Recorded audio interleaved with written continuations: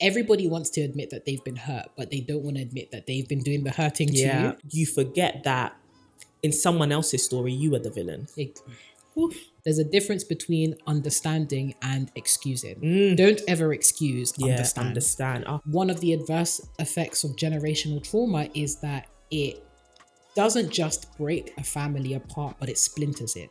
Ooh, go there. Hello and welcome to the To My Sisters podcast. I'm Courtney. And I'm Renee, and we are your online sisters and hosts of the To My Sisters podcast. See, we are all about the wellness, growth, and development of a community of sisters across the world. And in today's episode, we are going to be talking about generational trauma.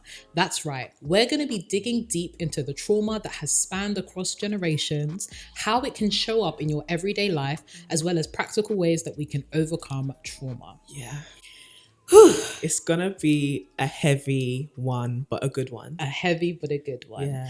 Now, in the spirit of this being a rather meaty topic, we are super, super proud to announce that our first sponsorship is from BetterHelp. Our first sponsorship.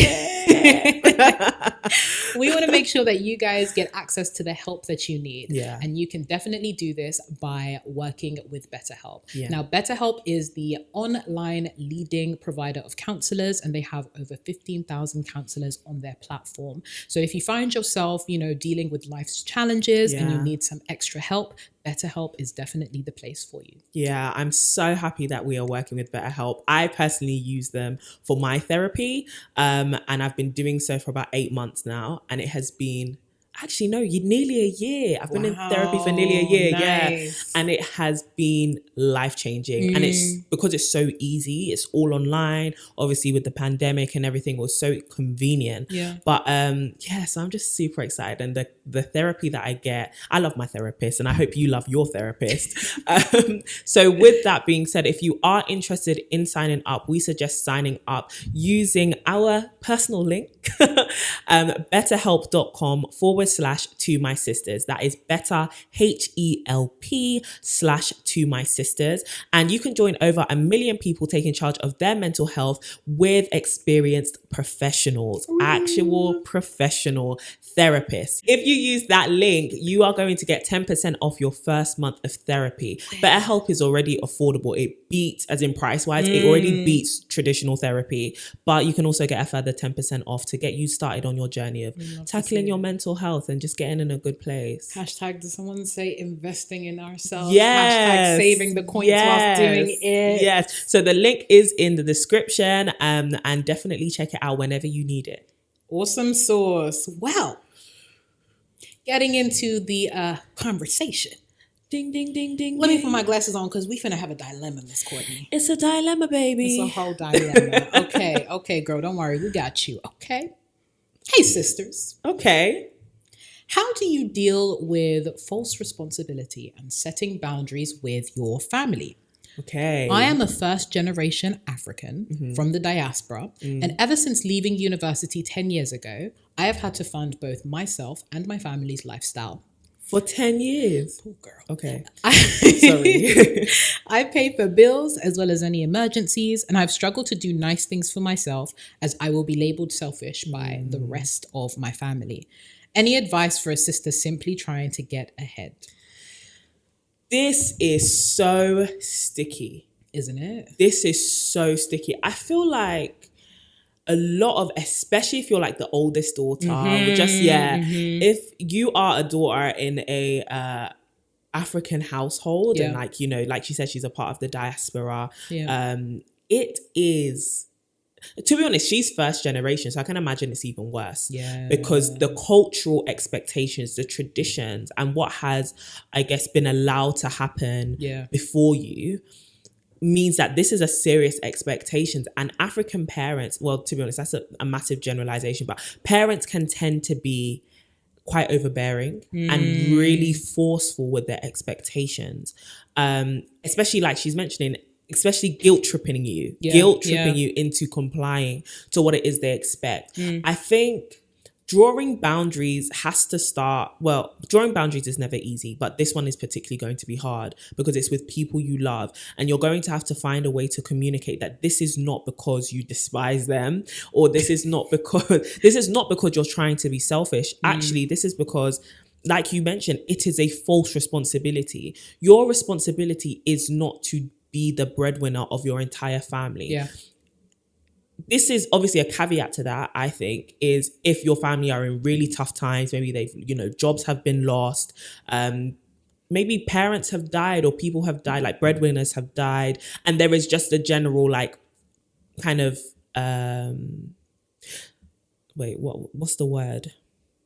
Something unusual has happened, right? Yeah. If this is not your family, if your family is usually able to provide for themselves and something has happened, an unfortunate circumstance, which means you have to step in, that's different because that's temporary.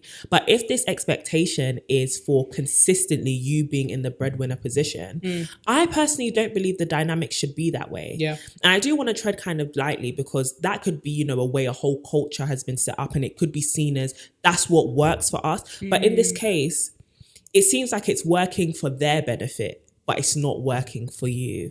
And you can say, okay, I guess the flip side could be your parents may be thinking, well, we did this for our parents and now our reward is to get it from you. But I don't think parents should see their children as their retirement plan.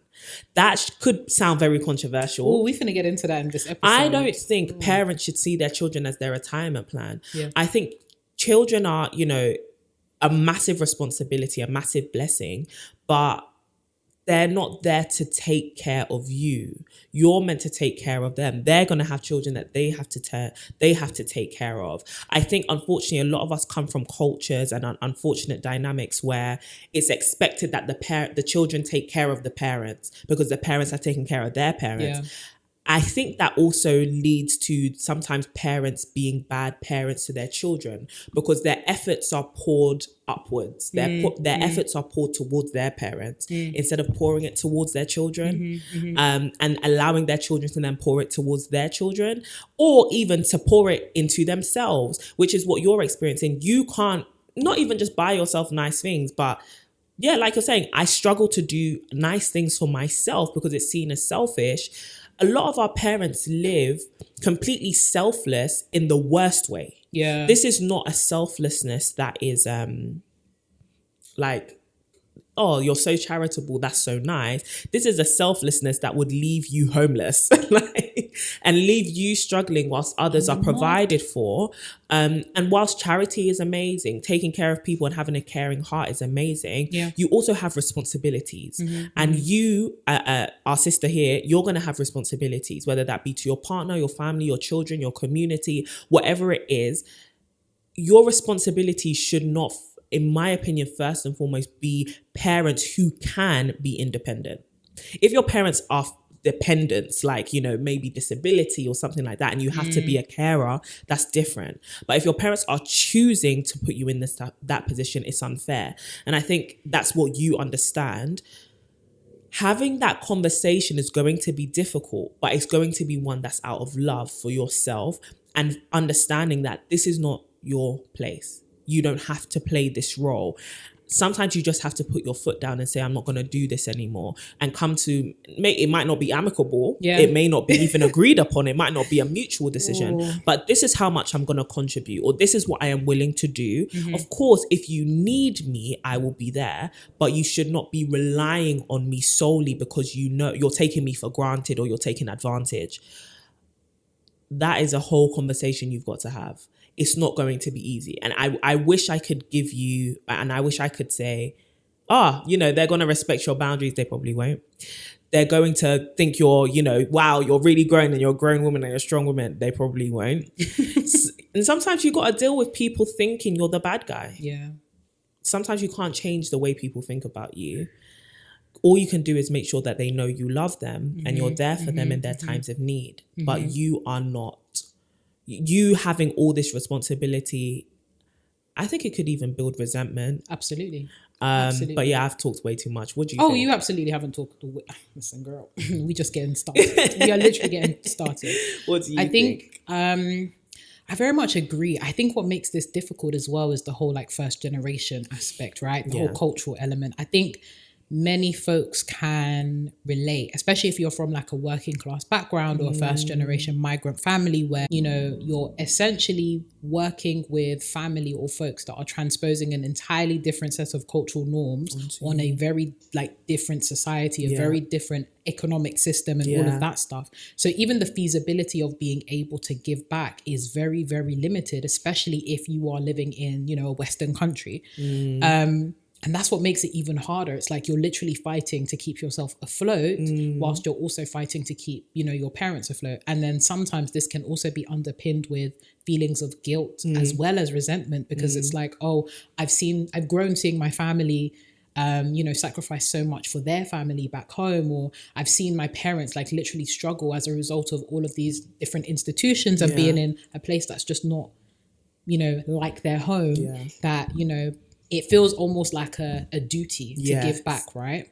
And nobody is saying that you shouldn't give back or you shouldn't contribute at all. Of course. It's more, as Courtney said, it's about drawing those boundaries, because even the people that love us most will, I can't find a sophisticated way of saying they will take you for a fool. I really can't. No, but honestly, even the people that love us the most take advantage of us. Everyone takes advantage. Everyone is thinking, what's in it for me?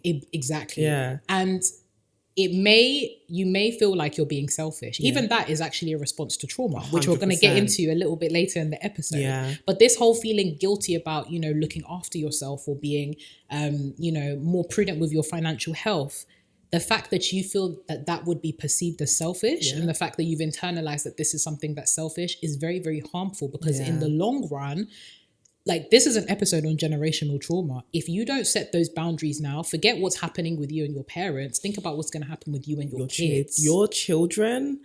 Oh. Your kids are going to, I don't want to say your kids will hate you, but that could be. They'll end up in the same position. Exactly. Your daughter's going to ask us the same question. Exactly. So it's difficult, and you may end up being the bad guy in the short run or even for a long period of time. Yeah. But in the extended long run, it's better to start how you intend to end. This is it. So as uncomfortable, TMS is all about, you know, transparency. It's all about vulnerability. It's all about making sure that you can set boundaries that you're comfortable with. Yeah. And most importantly, it's about having those awkward and uncomfortable conversations.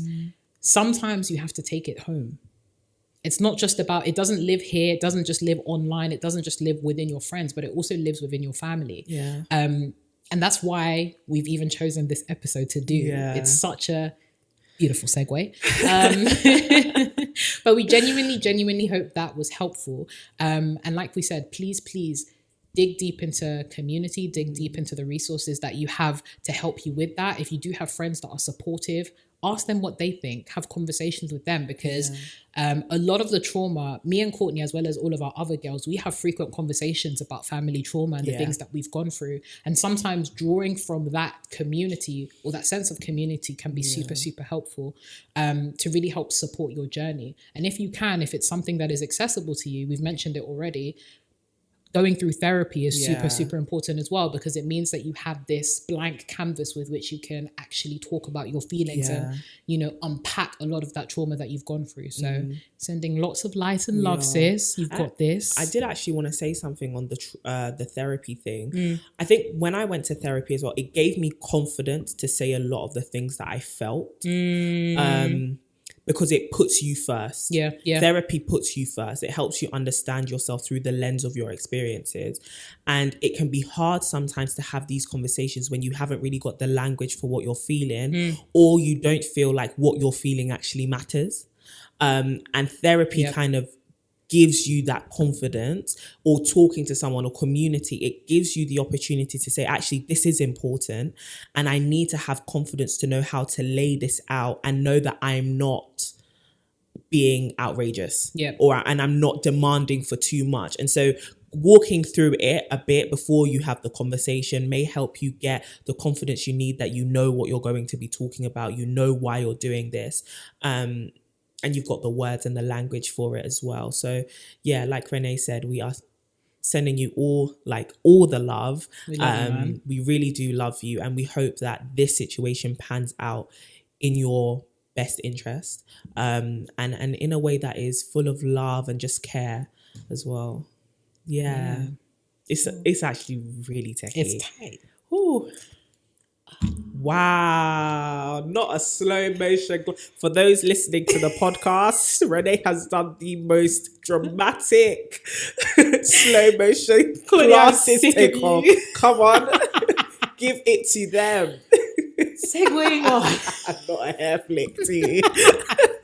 We love to see it. Courtney, but you look very nice. Thank you. Very So do you, girl. nice. I'm loving the eyeshadow. Cute today. Yeah, listen, if you're listening, you have to watch us on YouTube. Come and see the glow. Anyways, segueing on into the meaty segment. Yes. The chunky, the episode. We're talking all things generational trauma. So get comfortable if you haven't already. Yeah. If you're going on a walk, sis, ramp up the speed. Ramp up the speed. We're about to go 100 miles per hour. So, Miss Courtney. Hello.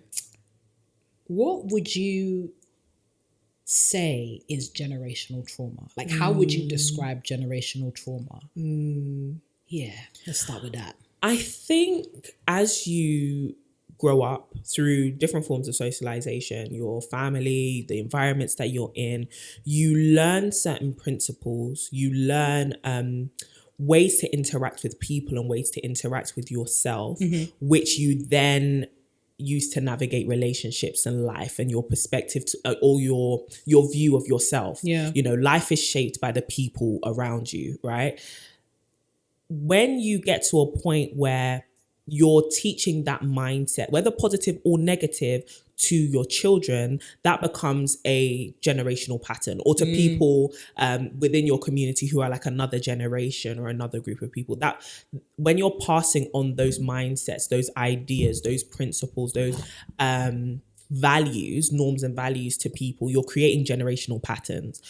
Generational trauma for me comes into the place when those patterns, principles, values, and norms that you're handing over are actually dysfunctional and you don't know. Like you're not, or even if you're aware of it, it's all you've ever seen. Yeah. It's how you were taught to view life and view people. When you then pass that on, you enforce dysfunctional behaviors and patterns and mindsets, and people grow up and the cycle is repeated. So when we talk about generational cycles, generational patterns, it's more so about mindsets that are being passed on and going uncorrected. And people, it could be uncorrected because you don't know it's a problem because that's all you've ever seen, or it's too difficult to break away from that because everyone else is doing it. It's a norm, it's set, it's a culture now. How do you break away from something that has maybe hundreds of years or generations of legacy within your family or within your society? So generational trauma, I think, comes when you're handing down dysfunctional mindsets towards different things. Could be money, could be relationships, it could be your body, it could be whatever, it could be religion, it could be whatever. You're passing it down, and if it's dysfunctional, I think it creates trauma, especially if those patterns and principles, sorry, I'm thinking through it as I'm going, but especially if those principles and values, norms and whatever were learnt through trauma, like as a response to trauma. So if you are, an extreme example, if you are coming from a situation where you were in a war-torn situation, you've experienced war around you, it will shape your perspective towards resources, your perspective towards people, militia, law, government. It will shape everything, your perspective towards food, family, everything. If you're then raising children who are not born into war, you're still thinking with that mindset of war unless you've kind of dealt with that trauma. And so then they are raised, despite the fact they're not in the same environment, they're raised to behave the same way. And they might not question it because, especially when you're a child, you just do what you're taught or what you're shown. And so it's dealing and confronting with, where did I learn the things I did, right? And are they functional or not for where I am right now? But what about you? I absolutely love that. I love that definition so much. I think to add to that a little bit, just the importance of the internal versus external stimuli when we're thinking about trauma. So the fact that I love the example that you used, because that was in my mind as well, like the war torn, or when we think of, for example, the legacy of slavery or genocide, those to me are external stimuli that cause a response to trauma, a dysfunctional response, which then gets passed down in generations, despite the fact that we no longer live in that context. So for me, that's kind of like the external stimuli that triggers a trauma, like a response to trauma. Then there's the internal stuff where, you know, certain relationships, for example, internally within a like family dynamic could be passed on, right?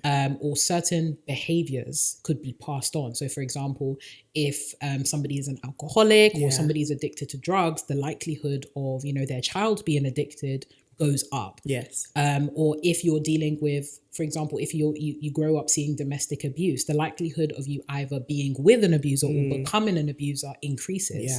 So paying attention to this combination of external and internal stimuli and how this creates responses which are then catalogued in the brain. Because I think a lot of us think that trauma is not that it's easy to deal with, but it's something that you can catch and just, it's fine. Like I can overcome it with my willpower and all of that kind of stuff. But these are actually things that are physically and psychologically embedded within our psyche as responses to things. And if we don't spend enough time, you know, really digging deep, we're not going to be aware, and we're not going to pick it up until sometimes it's actually a bit too late.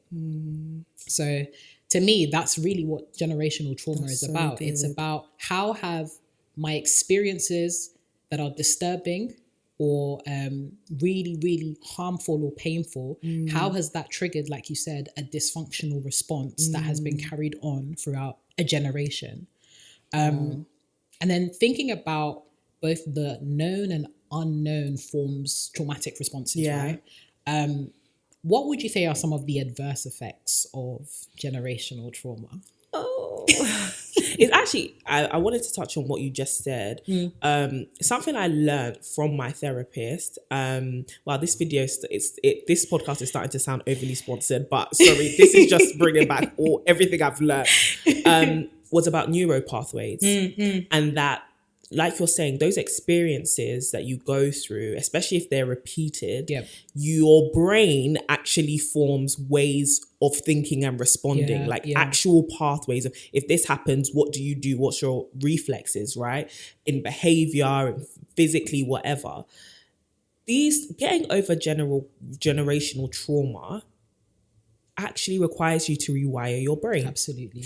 And I think that's one of the most adverse. You can think out of willpower, you'll act differently. But at this point, it's becoming part of who you don't even know why you do the things you do, especially if you haven't problematized some of the things you do. Some of us think this is just the way I am. We don't believe it's learned behavior or our body's way of adapting to some of our traumatic experiences. So for example, if you are just naturally a snappy person, you may be thinking, this is my actual personality. This is how I am. I can't change it. That might be true. You may be a bit of a firecracker. Or not firecracker. You might be a bit of a firecracker. This is what I went through. Feeling like, okay, I'm a bit of a firecracker because I've got this slick tongue. You know, that's just the way God made me. Actually, a lot of it was a response to trauma. Having so much negative talk around you, if people belittle you with their words, you learn how to give it back as much as you take it, right? So even if you don't give it back to your abuser or to the person who is berating you, you give it back to other people who then become victims of you. And I think that's one of the adverse effects of generational trauma. You actually sometimes can replicate what you see, or you remain a victim to it, right? And this is not victim blaming. I mean in the sense of you see it as acceptable. Whatever is happening to you or whatever behavior that you conduct yourself in, or people conduct towards you, or people show to you, you think that that's okay. So if you've grown up, like the example you mentioned, if you've grown up seeing abuse, you're going to think maybe abuse is okay. Or as a defense mechanism, you may become an abuser. or you may have trust issues. There are so many different ways that you may respond to this in a form of self-defense and actual preservation. Like, it's not bad that you did that. It was your body's way of preserving you, right? But then the question is, do you still need to be preserved in that way? And number two, some of us, let me give an analogy. Yeah. In preserving ourselves, some of us will build a wall around us, Some of us will then line that wall with like barbed wire. And then other of us will climb that wall and like aim with guns to anybody who comes near. There are different degrees of preserving yourself and self-defense, right? Especially mentally.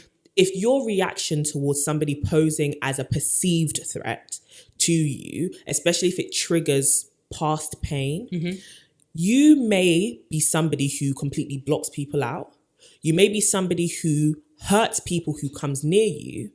And you may be somebody who purposefully keeps people away, as in by turning yourself into a threat to them as a form of reclaiming your power.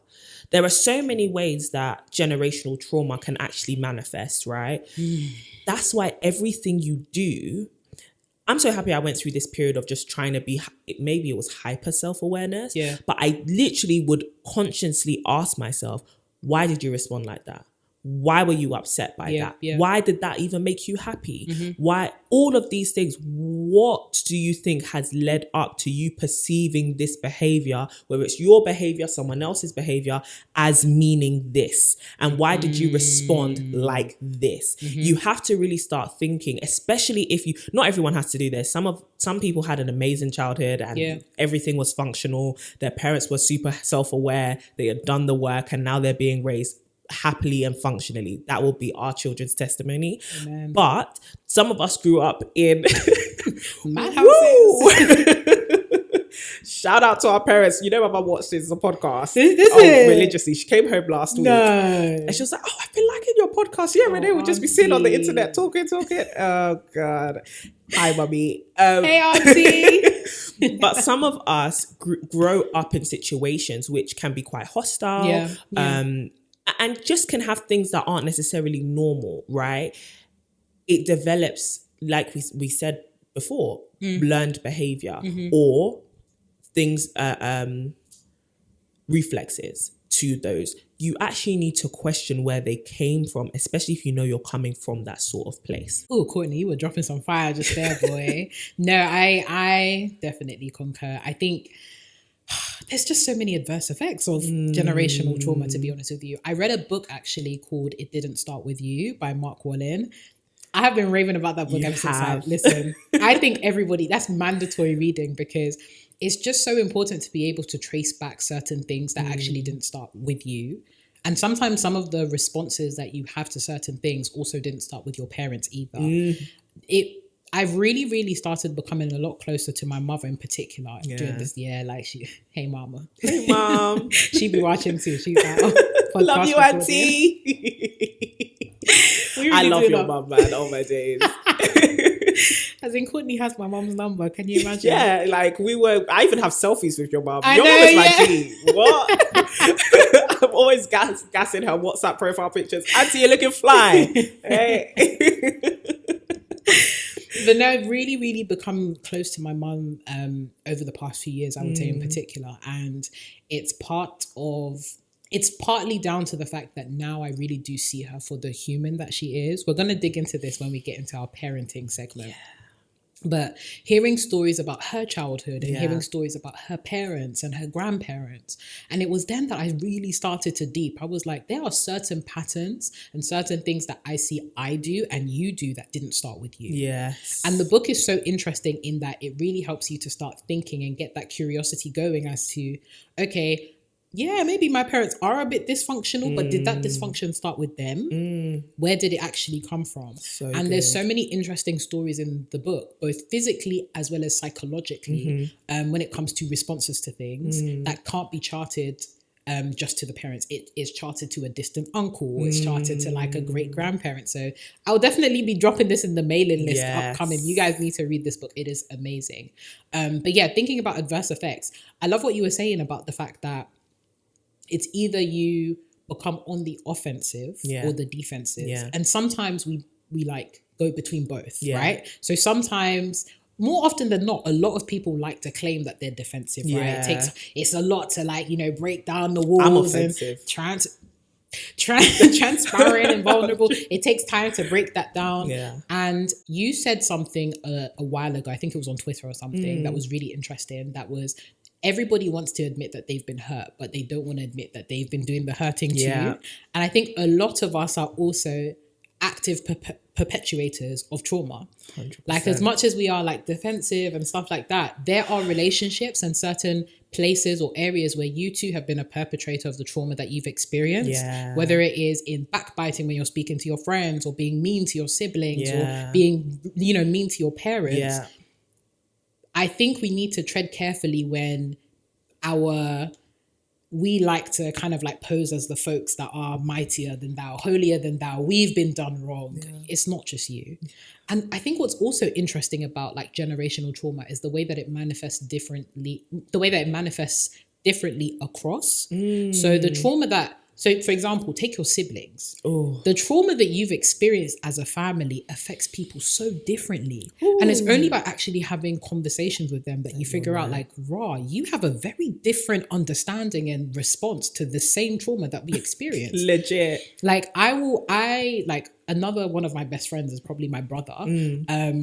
And having long conversations with him about, our childhood, I was just like, wow, you're dealing with this a lot more differently than I do. And you're seeing things from an entirely different perspective. Yeah. You're the eldest son. So certain things that we experience, you're processing that trauma differently. Yeah. And I think sometimes one of the adverse effects of generational trauma is that it doesn't just break a family apart, but it splinters it. Ooh, go there. It splinters it in the sense that it's not just, you against your parents, but it could end up being you against your brother, or you against your sister, Everybody. You against your cousins against your sisters. And all of a sudden you have all of these weird dynamics. Like, I'm sure you may have like experienced it, where there's like certain groups of family we don't talk to, or there's certain periods of time where you're antagonistic to like your siblings. Yep. It's so problematic and unhealthy, because it's not even just like a lateral coming down motion, but it's also across. Yes, horizontal. You have just preached. I'm telling you, because I unfortunately had to learn that about myself and my siblings. There is so much. There are so many splinters there, and it hurts. It actually, because you in your bubble, you think, people have hurt me. I've been hurt. Look at all the things I had to see growing up. Think of all the things, and it's just me being vulnerable. Like, think of all the things that I've had to go through, and you forget you weren't going through that alone. You weren't the only one who saw it. Exactly. And then when you start talking to other people, you start to think, oh, maybe I was actually a contributor to the pain that you're feeling. Mm-hmm. And it comes with the most pain, I think, because you know what being hurt feels like, and then to know you've inflicted that on somebody else. It may have looked different, or it might have been the same. Sometimes, especially when you've got ego, you've got pride, you're also there thinking quite self-centered. You forget that in someone else's story, you are the villain. That was good. Oh, that is so hard sometimes to process, and it's heartbreaking. Because sometimes those relationships can't be mended. Like I'm thinking about like my younger sister, for example. Our relationship it's so, I love her, and she knows I love her, and I know she loves me. But I think one of my biggest goals for this year is to make our relationship so much better. Because growing up in a household where I'm not the oldest of all my siblings, but in my household, I was the oldest. And she was the youngest. And having, a household where there's maybe a lot of conflict, a lot of tension, and especially when you and your siblings have different personalities, you're not the same. We have very different personalities. And so her response to things, my response to things are not the same. And so then sometimes she looks at me and I look at her and I'm like, we're looking at each other like, what the hell are you doing? This doesn't make sense. And it can build resentment there, but it's because you're not really giving the other person room to just be them. and you're also not given room to be who you are and have to walk through those processes together. Yeah.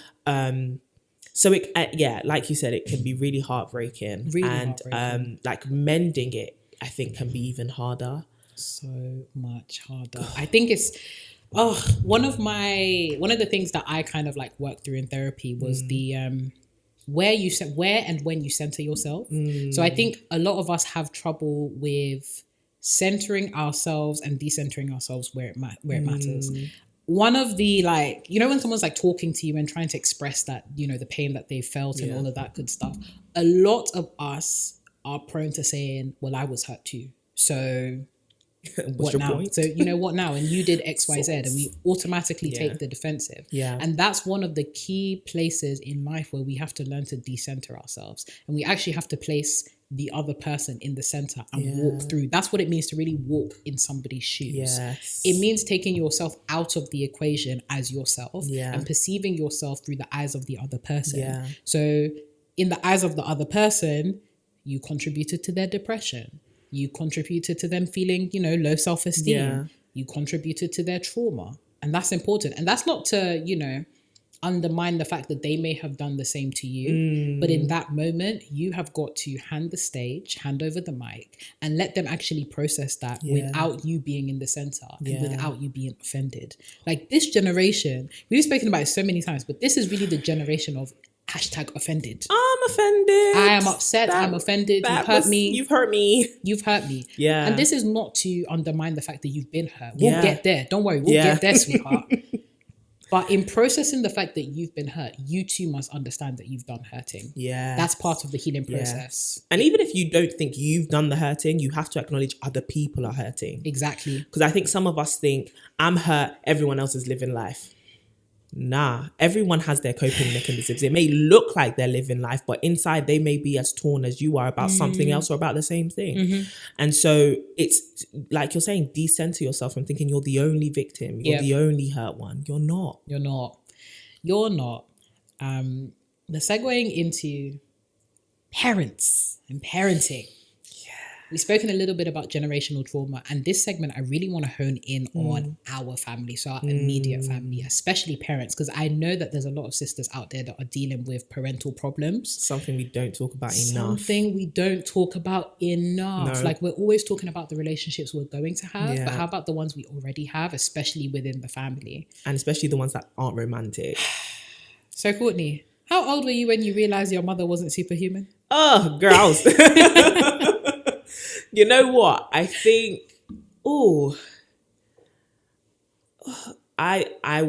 it was only recent. Like, I think I was maybe 21. Yeah, 21. I'm 24 now. So only for the last 3 years, I think, have I humanized my mum and my dad. Yeah. I think my dad actually more early on than my mum, you know. Crazy. That's interesting. Yeah, I humanized my dad earlier than my mum simply because I had higher expectations of my mum. I have high expectations for both my parents. Don't get me wrong. Both my parents are absolutely amazing. Yeah. But I think growing up in a household where one parent might not always be there, but the parent that is there, you have high expectations for that person because they're holding the brunt of both parents. They are everything. They are everything. They are the cornerstone of your entire family, especially when it's just the mum, right? Well, to be honest, even if it's like a single dad as well, they are the cornerstone of the family. They are your everything. And so you put all of that on them. Instead of it being spread across two people's strength, it's one. So then when you start to see that person crumble, you're thinking, what? You're meant to be holding up everything. How are you crumbling? Like, you are strong. You are, especially in a culture which tells you to be strong, to just keep going. And people take up several different mantles at one time, a lot of false responsibility. When they start to break a sweat, when they start to show you they can bleed, you start to realize you're just like me. And sometimes that leaves you feeling a bit insecure. I started to realize that she's human and she's tried and she's done well. She's tried. She has done well. You need to not lower your expectations necessarily. You need to start viewing her, like you're saying, from her lens. Yeah. And start thinking about what life looks like to her. She's not just a character in your life. She has a life. She has a history. She has experiences before you even came into the world. You need to start understanding that. And once I, would take time and just think about it, I started to deep. Mom, you are amazing. Like, honestly, you are amazing. And yeah. My mom, she's a real one, man. Honestly. I'll make a film about her one day. Honestly, like, seriously. I've told my mom this all the time. Like, you need to write a book about your experiences or some kind of, like, film or something, because they've been through it. Ooh. They really, really, really have been through it. And I think, what I think is interesting about your story insofar as, like, having higher expectations for your mother versus your father. And we speak about this, like, off the podcast, like, outside about, the way that we deal with mothers versus the way that we deal with fathers. And listen, mothers have been holding it down. They've really been holding it down. And I think I would encourage all of you folks, if you still can, whatever carer or mother or father is closest to you, actually sit them down and ask them about their life story. Please. Because you learn so much about... I even banter my mum sometimes about some of the choices that she makes. Yeah. She made now, because we've got that kind of relationship and it's actually funny. 100. I think it's interesting though, because transparency allows you to humanize people a lot more. 100%. And I think the reason why I talked about humanizing my mum more than my dad was because my dad was more transparent with me about his weaknesses. My mum rarely showed her weaknesses. Yeah. So when you then start to show your weakness, it's like you are acting out. 100%. Whereas my dad, it was like, like I've been new. We've been knowing that, So it's just like, okay, you are a human being. You've got bad sides, you've got good sides. But with my mum, it was like, we know you've got bad sides, but your bad sides seems to be coming out of absolutely nowhere, or it seems to be like it's pent up. Yeah. And now you're like unleashing it, which makes you look even worse.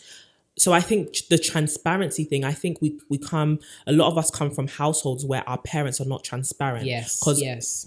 Obviously, it's different. It's not necessarily about accountability. It's not necessarily about the children holding their parents accountable. It's more so about, like you said, you sharing your journey with me, and you revealing to me that you're not just my mum. You're not just my dad. You're a husband. You're a brother. You're a son. This is it. You're a provider. You're a employee somewhere. You're this. You're that. You're a student. You're all these different expectations tugging at you, but I only see you in one context, and you're not being transparent about your tiredness or your pain, so I'm finding it hard to understand you, because really and truly I don't really know you outside of you being a strong mum or a strong dad. Yeah. And I think a lot of parents suffer from superhero complex. Yes. Where they want to be everything to their child. Everything, for better or for worse. They want to be everything. They don't want their kid to see their weakness. Your kid can be, in their 30s. Understandably. They won't be... not the 30s. No, still be in the 30s. Their kids will be in their 30s and they'll still be out here like, I'm not going to share, this moment of weakness. Yeah. And I think that's also, a response to the trauma that they've experienced. I think in the cases of our parents who, by all means, have come to an entirely different society, an entirely different country, you have to be strong. Yeah. Or else you will crumble. Yeah. Dealing with all of these institutional factors, dealing with all of these environmental factors, and then now having to actually raise kids in a culture that's entirely different to your own. Yeah. It's crazy. It's hard. Tough. Like, I used to, like, sometimes I was just like, my parents are mad. Like, some of your responses to things, I'm just like, why is are you everything doing okay? that? Why but are it's you only doing as I've that? gotten older, I'm just like, your madness seems Yes. you a sound of mine. I understood. Fact, You just I had am enough. madder than you. In fact, no, Courtney, I had this conversation with my mum. I was just like, I used to think that you overreacted to certain things. Now I'm the one that I'm the overreacts. dramatic one. I'm the mad one. Certain 100%. things that my mum will be like, just leave it, or like, I don't stand for that. I'm the taking madder it. one. I'm not taking it. I'm not taking it. Literally. So I think a lot of parents definitely deal with that superhero complex. And I think many of us deal with that in some kind of way. When you have like for me, for example, my little sisters, when I was growing up, I was definitely a mother figure. Yeah. I didn't want them to deal with anything that I had been dealing with pain-wise. I didn't want them to be bullied. I didn't want them to be doing X, Y, Z. And because I did that, our relationship was very, very opaque. I didn't really know what was going on with my sisters. And it was only until, like, I would say the middle of their teenage years that, like, we really started to, like, scrap that whole mini mother thing. And I was just like, listen, just talk to me as a friend. On a level. As a sister to sister. Yeah. And literally sharing. I remember I sat down with one of my little sisters. Shout out to you. I'm not going to bait out which one. My sisters are twins. One of the twins came to me and I was just like, if you have any questions about like boys, relationships, sex, you know, you can ask me, right? My sister looked at me and she was like, what? I was like, yeah. And she was like, okay. And then all of her questions just started tumbling out and I answered them like back to back. And she was like, Renee, this is making me feel really weird and uncomfortable, but thank you for that because I had so many things that I didn't like know how to get off my chest. And ever since then, I would say like the relationship between me and my sisters has improved so dramatically. Like I would definitely, I've said this about my brother, but like my siblings are really like my best friends. Yeah, they really are. And it's really important to, again, see people as human and not allow the fact that you've dehumanized other figures, so your parents, to manifest in other ways with your other relationships. Yeah, that is so good. That is so good. We might have to do a whole other episode for the sisters who are second mamas. The eldest daughter syndrome. Eldest daughter. We see you. We see you. We stand in solidarity. We stand in solidarity, sis. And I wanted to touch on really quickly the not so kosher sides of some parents. I know this has been a hot topic for a while on like YouTube and like social media, but narcissistic parenting. Yeah. And parents that live vicariously through their kids. Crazy parents. And crazy. I would say I've seen the extreme side of this because I've been, binge watching Criminal Minds a bit too much now. Thanks to Courtney. I used to think Courtney was mad because I remember we went on holiday once and I was watching Supernatural, which is an absolutely great series. And she was watching Criminal Minds. I was like, girl, why are you watching this? Like, this is some dark, crazy stuff. And I started watching it and I was like, I was so hooked because it was just so interesting to see how, obviously, like, it's like sad. It's like, you know, crazy psychos. Yeah, they're criminals. That kind of criminals. Yeah. Exactly. But what was always interesting was the behavioral element of it. Where did these people come from? Why are they acting like they do? And what is really cool about Criminal Minds is it's all about delivering a profile and it's all about understanding the person behind the crime in order to solve the crime. A work of art. Let me tell you something. I got put onto Criminal Minds when I was about 14 years old.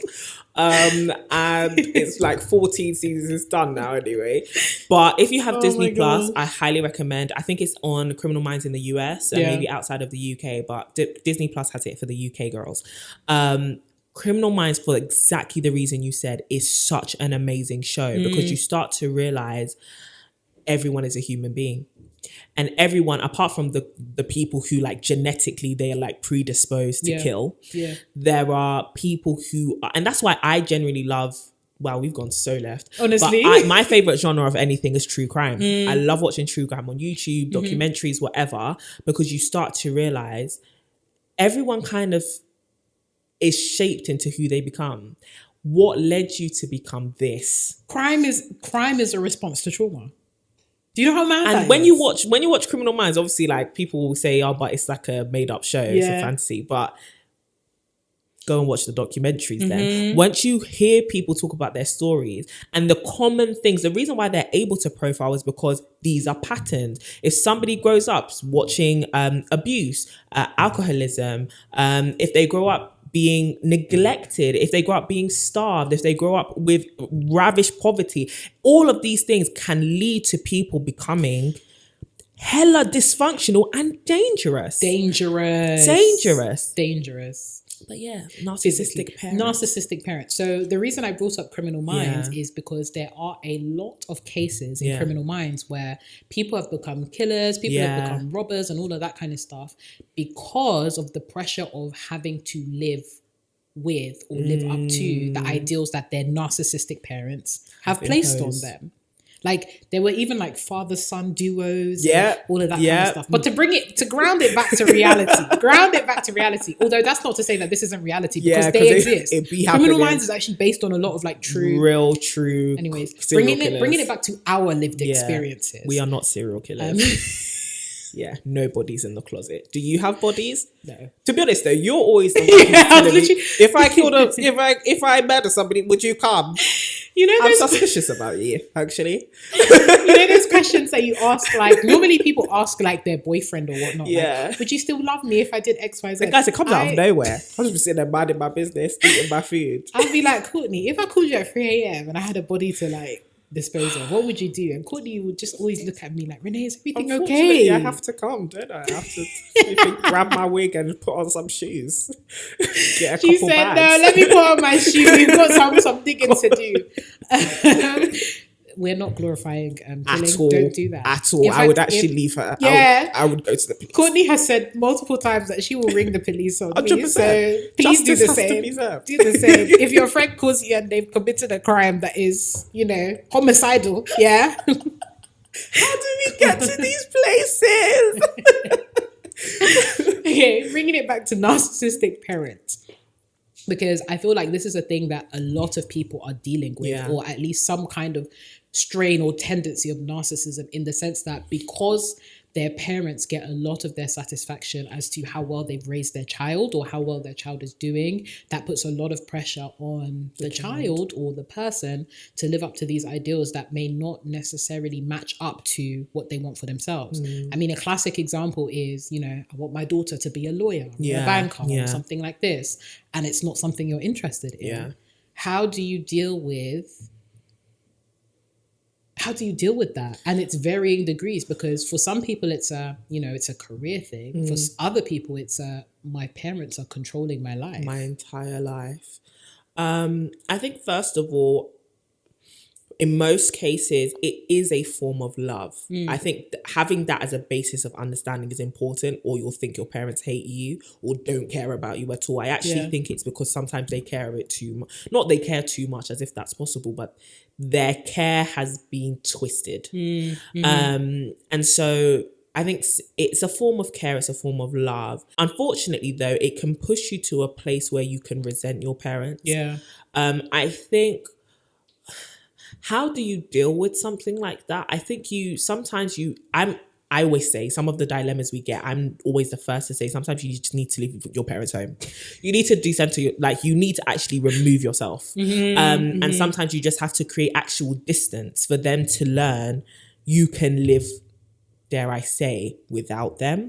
You're thankful for everything they've done, but them micromanaging you, that needs to end. That needs to end, because you're a person who's been born with your own purpose, and they're meant to help steward you into that place and guide you to that place, but they're not meant to be doing life for you, and you're not meant to be doing life for them. I think sometimes it's a response to their own trauma. Like, I've been learning and having discussions about why is this whole doctor, lawyer, engineer, it's like when you grow up with no money, the jobs that make money are these jobs. That's it. And so we want you to have security, because we didn't have security. I find that parents who are doctors, lawyers, they're happy with their children, not following in their footsteps. Oftentimes, some of them also have that same, you'll replicate me. But most of them are like, yeah, you want to go off and be a singer? Okay, let's invest in that. They're happy with you having your individuality and all of that, and you exploring your creative side. It's often the parents that don't have that security who want you to have what they didn't have. Again, out of love. But sometimes it can be overbearing in the way they push you to do it. How sometimes you have to break free from that. Like, I just told my parents up front, my parents wanted me to be a lawyer growing up. And I told them up front, I don't like that. And the thing is, I tried it. I tried to satisfy them. And I realized I don't like it. All that reading, all of that office work, it's not me. I had to convince my parents, and I think we said this a couple episodes ago, you've raised me right? I know, one, I'm going to try and make a wise decision, but also you've raised me in a way where I know I have to deal with consequences. I'm very aware that consequences are real, and sometimes they are negative. you've also raised me cognizant of that. You have to trust that you've raised me right and that I'll actually be able to flap my own wings and get on by myself. And also reminding your parents, I'm not you. Sometimes that was the cause of some of the biggest arguments with me and my parents. I'm not you. I have a different personality. I have different interests. I was raised in a completely different place, in a completely different era, with different friends. I am not you. And that's not a bad thing. That's not a good thing. It's just that we're different people. And we are here to do life together. I love you, but my parenting is not molding me into you. Do you get what I mean? Parenting is about, okay, I'm not a parent, so maybe I'm overstepping here, but I think parenting should be about guiding you to become more of who you are and who you're meant to be. Yeah. It's not about making me reflect you, in terms of exactly how you are. Sometimes you just have to let your parents know that. Yeah. And I have been called many times rude. Oh, Courtney, you crack me up sometimes, man. Many times I have been called rude. Many times, I've been locked out of my own house. But things always worked out because my parents love me. The proof's in the pudding. The proof is in the pudding. I'm telling you, one of these days we need to get our mum on the show. For real. Because I think that'll just be such an interesting dynamic, as 100%. It were. But yeah, no, I definitely agree. I think sometimes, and I think this is where social media can sometimes make things a little bit, not dramatic, but it can exacerbate tensions. I think that was a very humane way to explain it. Whereas I think sometimes you go on the internet and you'll see these are things that my parents do. So they're narcissistic parents. I hate them. Yeah, calm down, profiler. Did you know what I mean? And this is not to undermine the fact that some people are actually actively living with abusive parents. Yes. And if that's the case, you need to find yourself out of that situation as much as possible. ASAP. And if it is a dire situation, we'll put a couple of links in our description bar to help make sure that you guys get the help that you need. But for those folks who kind of just dislike their parents because they're a bit overbearing and they're like, you should be doing X, Y, Z. I've kind of understood it, as you said, to be a very dysfunctional form of love, because oftentimes they want us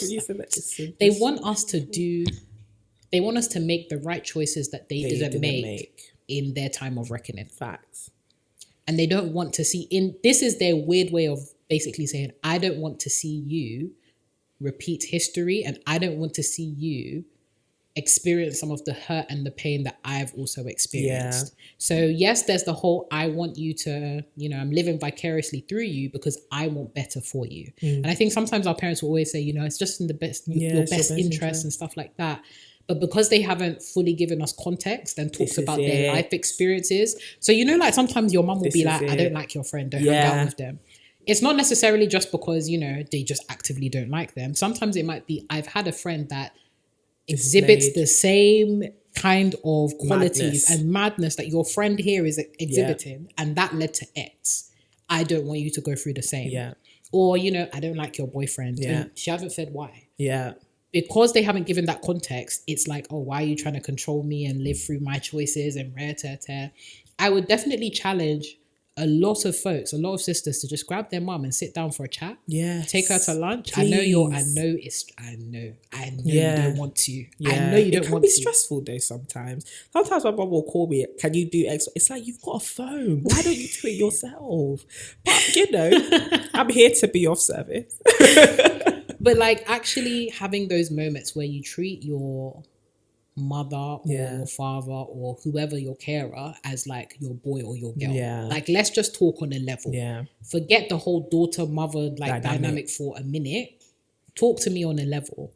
And I think you'll find that once you've humanized them a lot more and you've understood what came before them and what they've experienced, it will place a lot of their mad behaviors in context, not to excuse them, but for you to understand. I think that's also a very important distinction to make. There's a difference between understanding and excusing. Don't ever excuse, understand. Oh, but you know what though? Sometimes you have to understand that will take time. Yeah.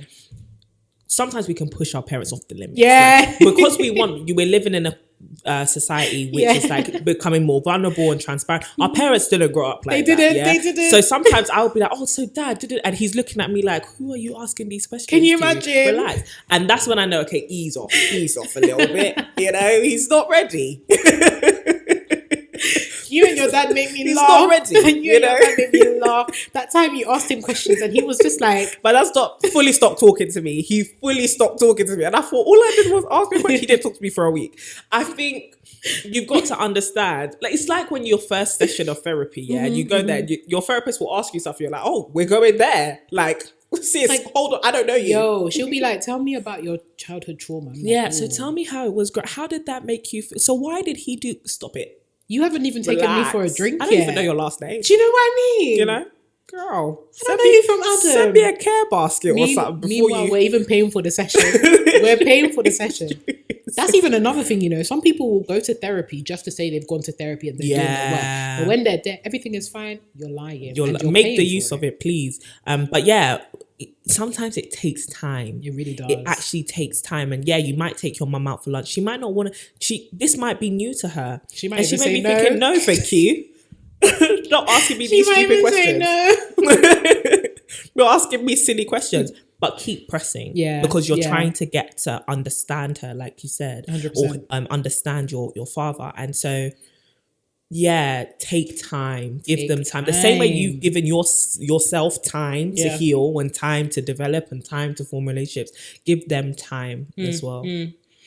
I think that's a beautiful segue into our last, more practical segment, which is, how does one go about the journey of overcoming generational trauma, particularly trauma within the family? What are some practical tips, tricks of the trade? Acknowledge that something is wrong. It's so easy to think, I've always been like this, my mum's like this, my dad's like this is how we do things, so you don't problematize any behavior or any cycles.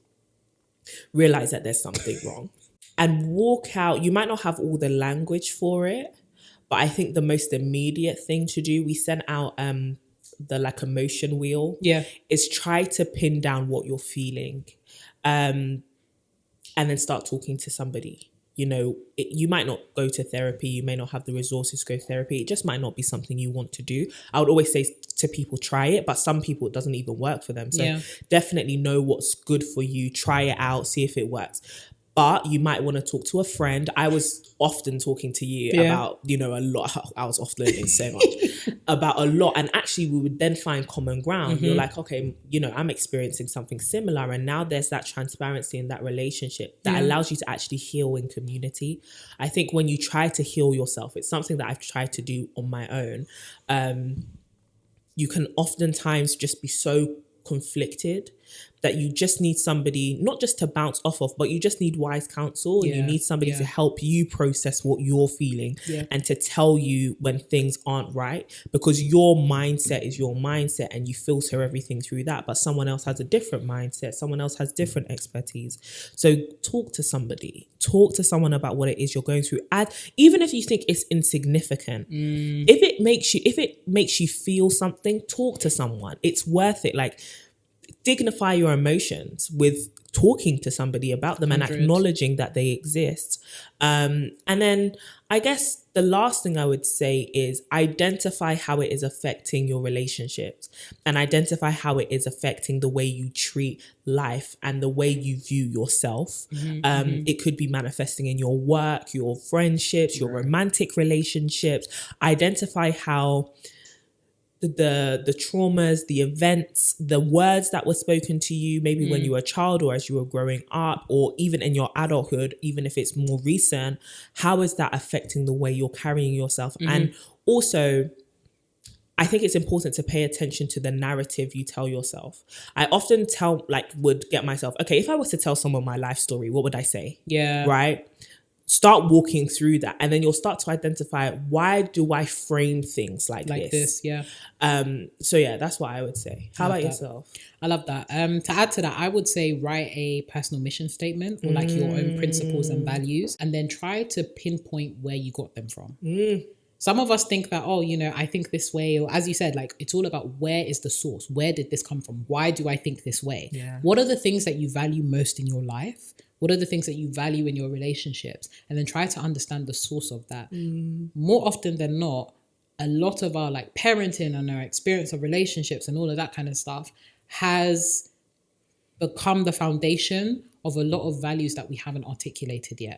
So articulate your values, articulate your principles on paper, on laptop, wherever is most comfortable for you, and then start doing the work of going backwards, reverse engineering. Where did I get this from? Where did it come from? And not just your principles and your visions and your values, but also, as you said, your narrative. What do you tell yourself about yourself? Yes. What is the narrative that you tell yourself about yourself? Why do you feel this way about yourself? And where did that come from? So if you have low self-esteem, where did that come from? If you think, that you're never going to amount to much, where did that come from? Because it certainly did not come from you. There's no way that your self-depreciating narrative came from you. So identify the sources of trauma and identify how that's crept into the way that you conceive of yourself, your values, and all of that good stuff. And then this one is a little bit of I can't find a sophisticated way of saying this, but peg down your expectations of other people. And that includes all of your family members, all of them. Everybody is fallible. Yes. Everybody will let you down sometime. Best believe it. Even the people that love you the most, they will let you down. I mean, sometimes you even let yourself down. How many times have you told yourself you wouldn't do something and you've done it? No one is perfect. Nobody is perfect. Peg down your expectations, because oftentimes when we have these, hyperinflated expectations, we're setting ourselves up for an even bigger fall. And this is not to say that you should just, be thinking that everybody's going to let you down. Live life with no expectations. Exactly. But understand, I think that's where the whole, conflation between like expectations versus standards come in. Don't expect too much from folks. Give them grace, because that's what tripped up a lot of our parents. They gave themselves expectations they could never live up to. Whereas standards gives you a little bit more wiggle room. Like that's the standard. That's what I'm aspiring to. And if I fall short, I can still aspire to that. So make sure that your expectations are not over like the top. There's no need for that. And then the last thing that I would say towards overcoming generational trauma is basically what you said about giving yourself time. Give yourself so much time. We often have like our internal personal joke of like, I'm going to be the generational curse breaker in my family. It ends here. Well, understand that if it's ending with you, there's a lot of work you got to do. Oh, say it again. I'm literally going to make a video because I've been feeling it. Like, hold on a minute, sis. I know we're saying the cycle ends with me. You saying it is not enough. It's okay. I know there's power in words, but you saying, I'm sure our parents also thought with some things their parents did. I would never do that. I would never take that, and they did it. And here we are. Came and caught them off guard. I reflect back on dysfunctional relationships that I have been in and thinking, I used to chat the most to my mum. I'd never take that. I took it. So you have to actually start realizing this takes you challenging your mindset, challenging your behaviors, constantly evolving. That's painful. You have to tell yourself no. You have to put yourself first. You have to do things that go against the grain. That's not easy. It's not. You're not signing up for an easy task. You think the devil's been dealing blows to your family and you're just you can't hit me, and that's it. This is a war, babe. And you need to understand that when you want to be a generational curse breaker or whatever, and you want the cycle to end with you, understand that you're already at a disadvantaged space. In the sense that a lot of us will build on top of, but we need to break down even the very foundations. Tear it all down, baby. Everything needs to go down. It's like trying to build on top of a house of cards. Eventually, it's just going to...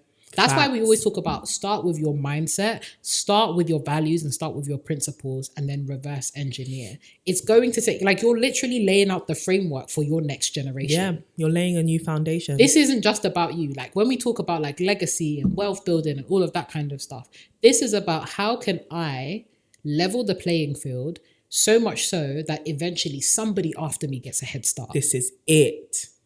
Somebody after me has to get a head start. Ooh. Because what's the point in telling yourself, you want to be like one of those rappers that will be out here saying, I came from nothing, but you're still nothing. Wow, they're trying. In fact, you might be worse.